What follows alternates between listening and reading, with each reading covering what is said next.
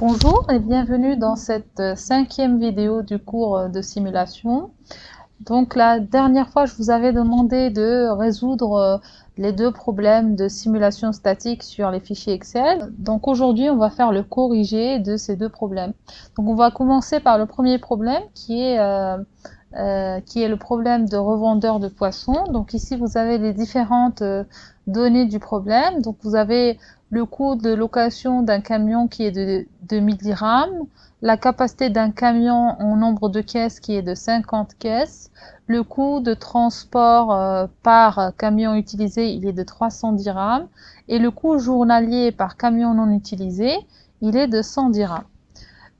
Donc ensuite, on a des données par caisse, qui est le coût d'achat. Donc le coût d'achat par caisse, il est de 120 dirhams.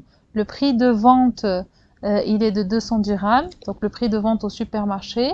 Et le prix de revente de la caisse qui n'a pas été transportée faute d'avoir un camion, il est de 80 dirhams. Et ensuite, ici, vous avez la distribution aléatoire, donc une distribution discrète des cargaisons, du nombre de caisses par cargaison qui a été pêché donc par bateau et que le revendeur est obligé, par contrat, est obligé d'acheter. Donc l'objectif ici, c'est de décider du nombre de camions à louer, donc a priori, avant de connaître le volume de cargaison du bateau. Donc on va dans l'onglet donc solution. Je vais peut-être dézoomer un petit peu pour qu'on puisse voir toutes les données. Ok, donc ici on a le récapitulatif des données, ici on a la distribution, ici on a la variable de décision. Alors peut-être qu'on va commencer par 3. Donc ici on a les indicateurs qui nous intéressent, donc c'est la moyenne, écart type, minimum, maximum, borne inf et borne sup de l'intervalle de confiance.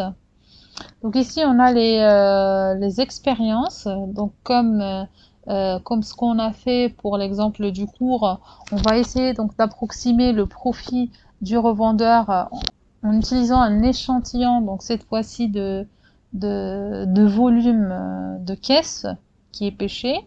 Donc pour générer le nombre de caisses pour chacune des expériences, on va utiliser l'utilitaire d'analyse. Donc souvenez-vous, vous allez dans utilitaire d'analyse, génération de nombres aléatoires. Alors le nombre de variables, c'est une variable, puisque c'est la variable nombre de caisses. Le nombre d'échantillons à générer, il est de 1000. La distribution, donc elle est toujours discrète. La plage des valeurs, donc ici, on utilise cette plage-là. Donc ensuite, la plage de sortie, ça va être donc B32 à B1131 pour faire une taille de 1000 pour générer en fait 1000 nombres de caisses. Voilà, donc on a les 1000 nombres de caisses qu'on souhaitait.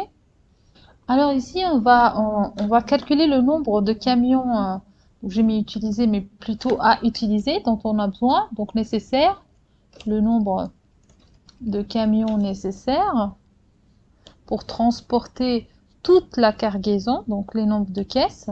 Donc puisqu'on a la capacité d'un camion égale à 50 caisses, donc le nombre de camions nécessaires, c'est le nombre de caisses sur 50. Donc 50 évidemment qu'on va fixer pour pouvoir tirer sur toute la colonne. Donc bien évidemment ici on a 50 caisses, donc on aura besoin d'un seul camion. Donc ensuite on va tirer sur toute la ligne. Donc deuxième expérience, on a 100 caisses, donc on aura besoin de 2 camions, etc. Donc ensuite, on va calculer le coût de location d'un camion. Donc le coût de location, c'est tout simplement le nombre de camions qu'on a décidé de louer fois le coût de location d'un camion qu'on va fixer, hein, tous les deux seront fixés.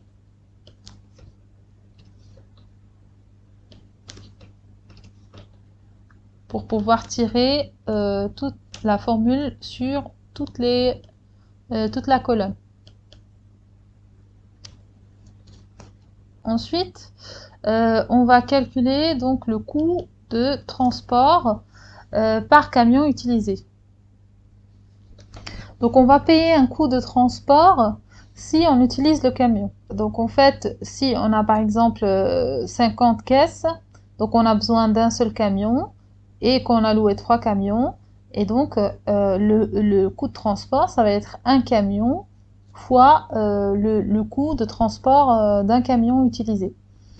Maintenant, si on a par exemple 300 caisses, on aura besoin de 6 camions alors qu'on a loué que 3 camions, et donc le coût de transport, ça va être 3 fois le coût de transport. Donc vous l'aurez compris, ici, ça va être le min entre le nombre de camions qui sont nécessaires pour transporter la cargaison et le nombre de camions à louer. De sorte que si le nombre nécessaire de camions est inférieur au nombre qui a été loué, on va transporter juste les camions nécessaires et le reste ne va pas être utilisé.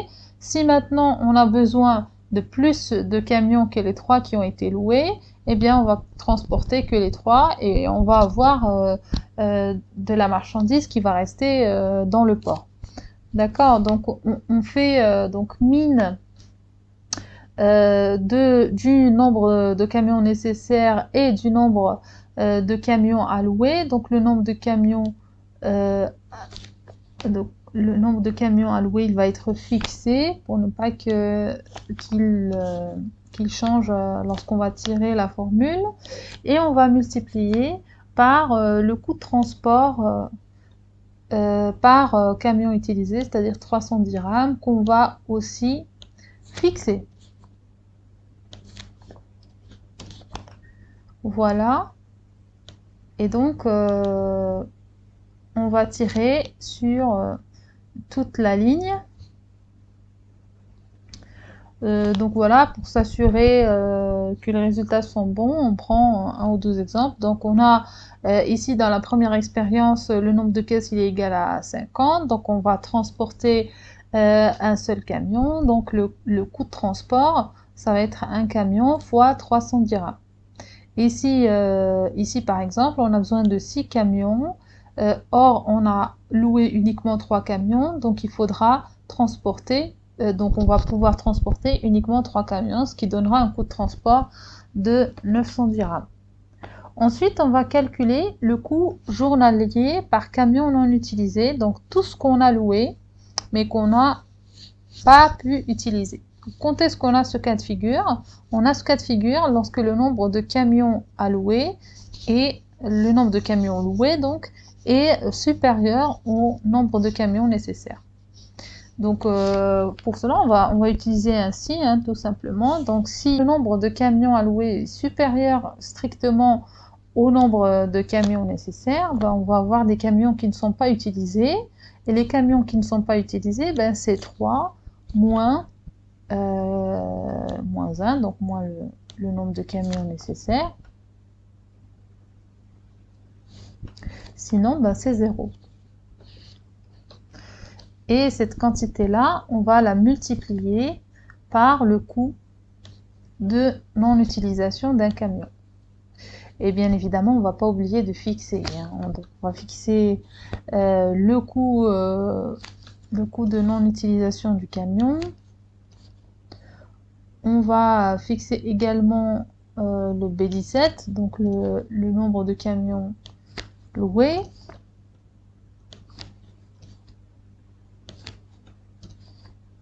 Voilà.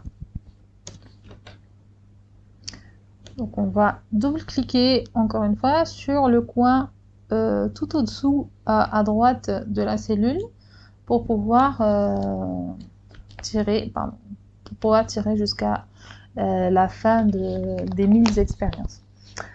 Donc pour nous assurer que c'est le bon résultat, donc ici on a 50 caisses, donc on a besoin d'un seul camion, donc on aura 2 camions qui vont rester inutilisés, donc le coût d'un camion non utilisé de 100 dirhams, donc on va avoir un coût journalier de camion non utilisé de 200 dirhams.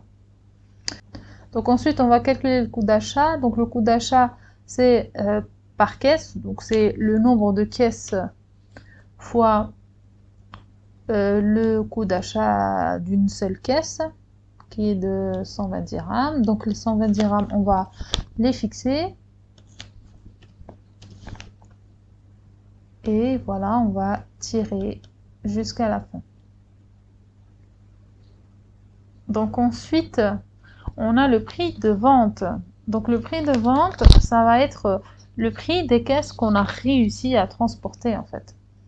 Donc ici par exemple, donc on a 50 caisses, on a 3 camions qu'on a loués, donc avec l'aide d'un seul camion, on va pouvoir transporter toute la cargaison et on va pouvoir la vendre au supermarché. Si maintenant on a 300 caisses qu'il va falloir transporter en utilisant 6 camions, on a uniquement 3 camions, donc ce qu'on va vendre au supermarché, c'est uniquement les 3 camions.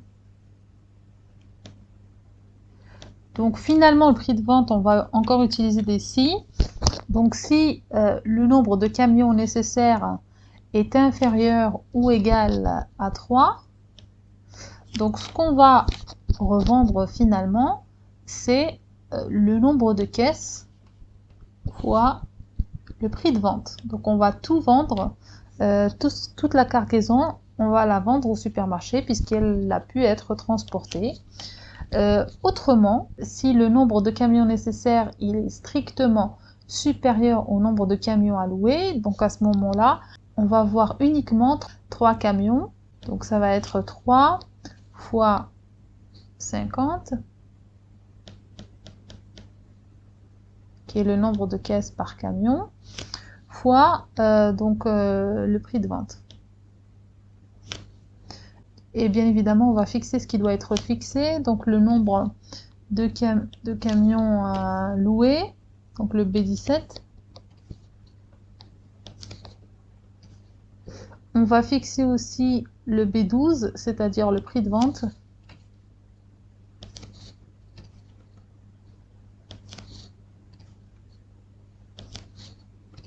On va fixer le B6 aussi, qui est la capacité du camion.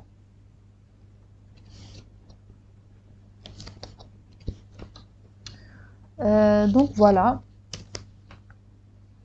Donc on va tirer, et histoire donc de s'assurer, peut-être qu'on va prendre la deuxième ligne. Donc ici par exemple on a 100 caisses à transporter, donc il nous faut 2 camions. Donc ce qui a été transporté au supermarché, ça va être la cargaison des deux camions, donc les 100 caisses fois les 200 dirhams, donc on va avoir 20 000 dirhams de prix de vente. Si maintenant on a acheté 300 caisses, on n'a que 3 camions, donc ce qui va être vendu au supermarché, c'est uniquement la cargaison des 3 camions, et donc ça va être 3 fois 50, donc 150, fois le prix de vente qui est de 200, donc c'est 30 000 dirhams. Donc ensuite, on va calculer la revente des caisses qui n'ont pas été transportées. Voilà. Quand est-ce qu'on a une caisse non transportée? C'est lorsqu'on a une cargaison qui est supérieure en fait au nombre de camions qu'on a loués.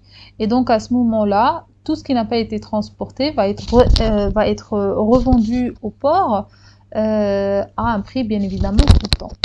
Donc on va calculer ça encore une fois par des si. Donc si le nombre de camions nécessaires est supérieur strictement au nombre de camions à louer, qu'on va fixer.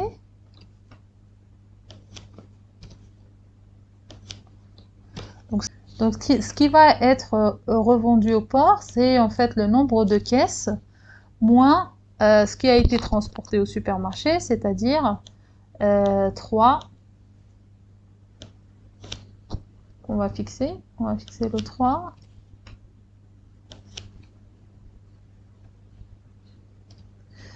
Fois la capacité du camion, c'est-à-dire les 50 caisses. Bon, si le nombre de camions nécessaires est inférieur ou égal au nombre de camions à louer, bah à ce moment-là, on n'a plus rien à revendre dans le port. Donc c'est qu'on a tout transporté au supermarché et qu'on a tout vendu au supermarché. Donc tout ça, on va le multiplier par le prix de la revente de la caisse non transportée qu'on va aussi fixer. Et voilà, donc on va double-cliquer pour tirer. Et puis on va s'assurer. Donc si on a 50, 100, 150, on n'a rien à revendre. Par contre, si on a 300, donc on va transporter uniquement 150 caisses et il va nous rester donc 150 caisses à revendre au port, et donc ça va être 150 fois 80 qui donne 12 000 dirhams. Voilà, et finalement on va calculer le profit. Donc pour calculer le profit, ça va être le prix de vente plus le prix de revente, moins les coûts, donc les coûts d'achat, le coût journalier d'un camion non utilisé, le coût de transport d'un camion utilisé et le coût de location, bien évidemment. Voilà, donc on va tirer jusqu'à donc la fin du tableau. Et donc ce qui serait bien, c'est que on renomme cette plage, hein, comme je l'ai montré dans l'autre vidéo. Donc on va la renommer profit, donc entrée.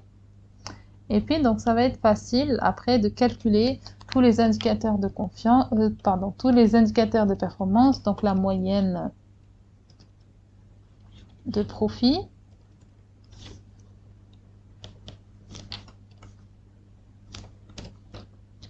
Donc l'écart type, écart standard de profit, le min de profit, le max de profit,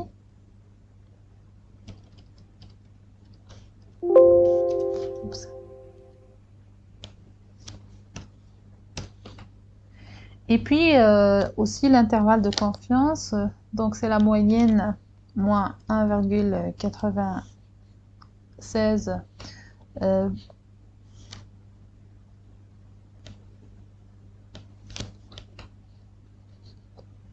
fois donc l'écart type sur la racine du donc nombre de cellules dans profit.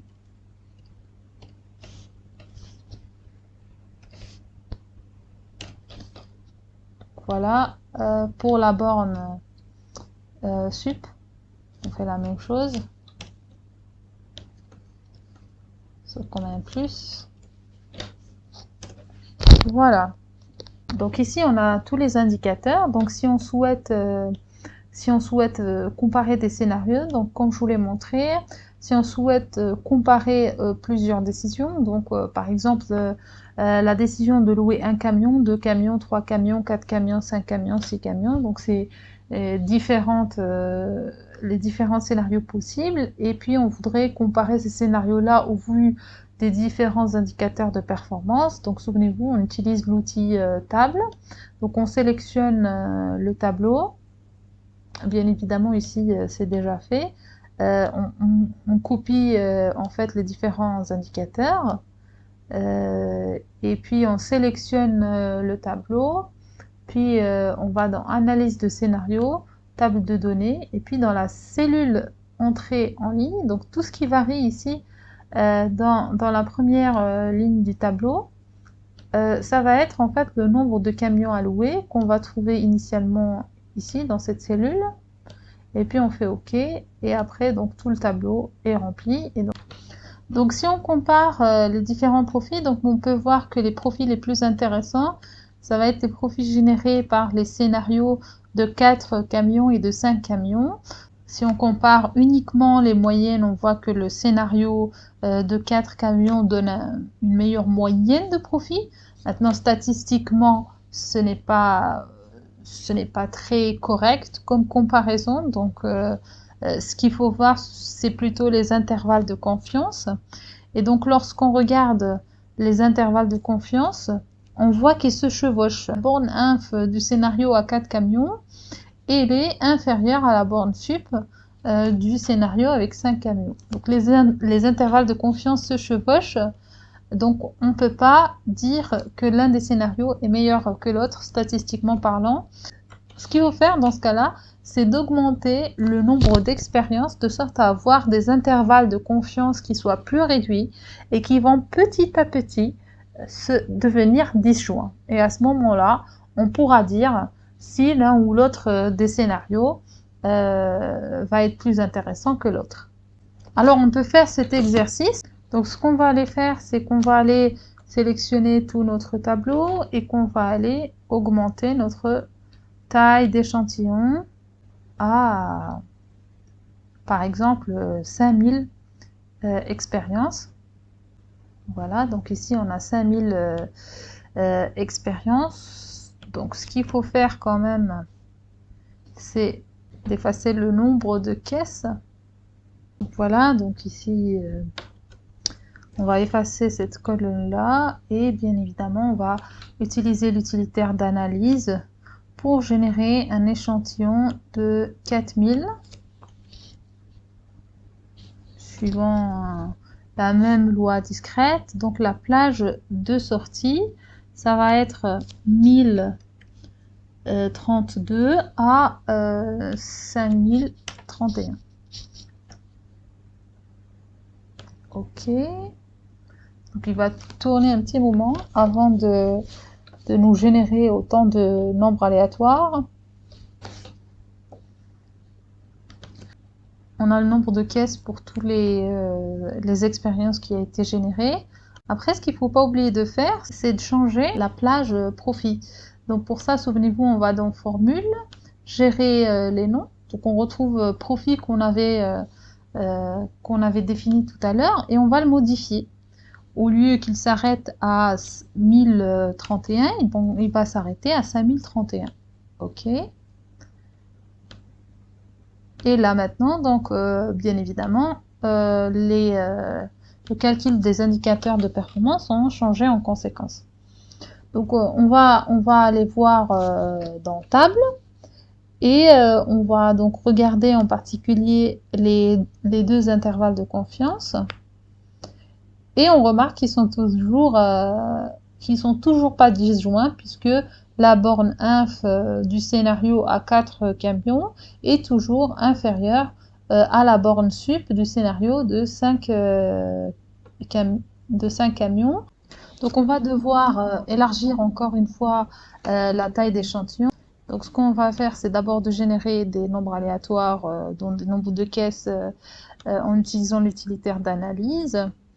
Donc, en allant de 5032 à 10 000, donc on va passer à un nombre d'expériences de 10 000, et donc on va générer 5000 expériences en plus.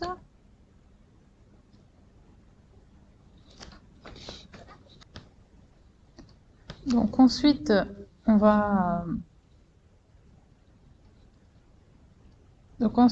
tirer en fait tout ce qui est calcul. Alors voilà, donc on va tirer voilà jusqu'à voilà la 10 000e expérience. Et puis il faudra pas aussi oublier de changer